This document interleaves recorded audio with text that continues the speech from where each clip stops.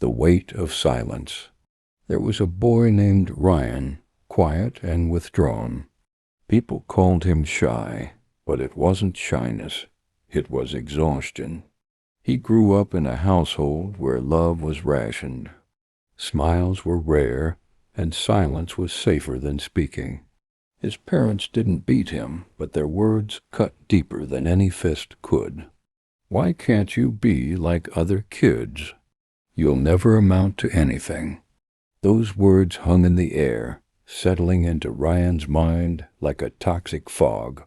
He spent most days at school trying to disappear. Friends? He didn't have any. Trust wasn't something he believed in. He learned early that letting people in gave them the power to hurt you. And Ryan had enough hurt to last a lifetime. One day, during lunch, he sat alone in the corner of the cafeteria. He wasn't sad anymore, just numb. A girl named Emily noticed him. She didn't pity him. She was curious.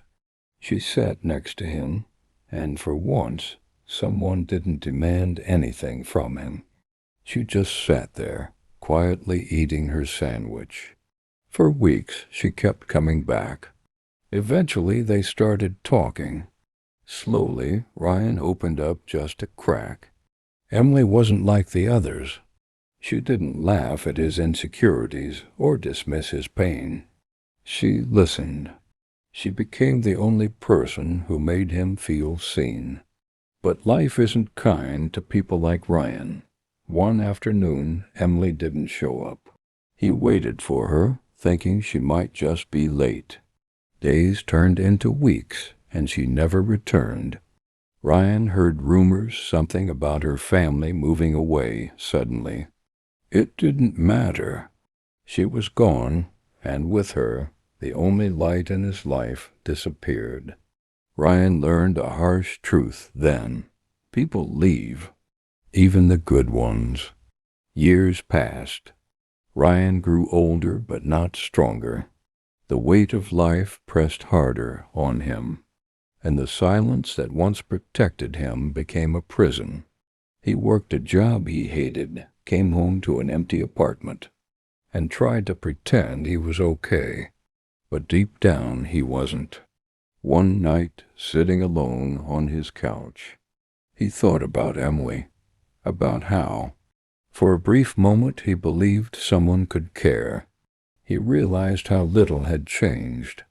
He was still that boy sitting alone, waiting for someone to notice him. That night, Ryan made a choice. He didn't want to be the boy waiting anymore. So he wrote a letter, one final attempt to be honest, even if no one would read it. "I'm tired. Not just tired like I need sleep, but tired in my soul. I tried to believe things could get better, but they didn't. Maybe I gave up too soon. Or maybe life just doesn't change for some of us. I'm sorry to anyone who cared. I just didn't have anything left." The next morning, his neighbor found the letter. Ryan was gone. His story wasn't about failure or weakness. It was about how some battles are fought silently, without anyone ever knowing. He simply existed in a world that didn't know what to do with people like him. And that's the harsh, honest truth. Sometimes, people don't get a happy ending. Sometimes silence wins. By Blunt Perspectives.